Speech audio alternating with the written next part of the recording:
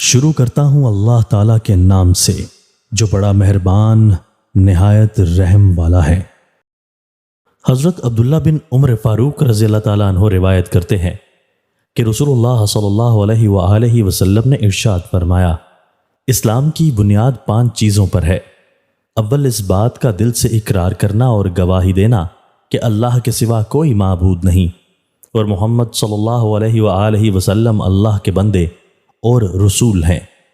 دوم پابندی کے ساتھ نماز پڑھنا، صوم زکوٰۃ دینا، چہارم حج کرنا، پنجم رمضان کے روزے رکھنا۔ حضرت انس بن مالک رضی اللہ تعالیٰ عنہ فرماتے ہیں کہ رسول اللہ صلی اللہ علیہ وآلہ وسلم نے فرمایا، تم میں سے کوئی آدمی اس وقت تک کامل مومن نہیں بن سکتا جب تک کہ میں اس کو اس کے باپ، اس کی اولاد اور تمام لوگوں سے زیادہ محبوب نہ ہو جاؤں۔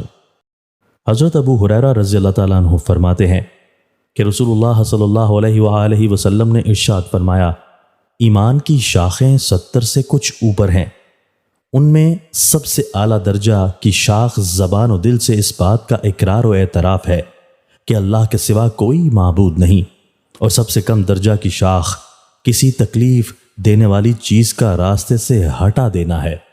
نیز شرم و حیا بھی ایمان کی ایک شاخ ہے۔ دوستو، اللہ تعالی ہمیں ان احادیث مبارکہ پر عمل کرنے اور اپنی زندگیوں کو سنوارنے کی توفیق عطا فرمائے۔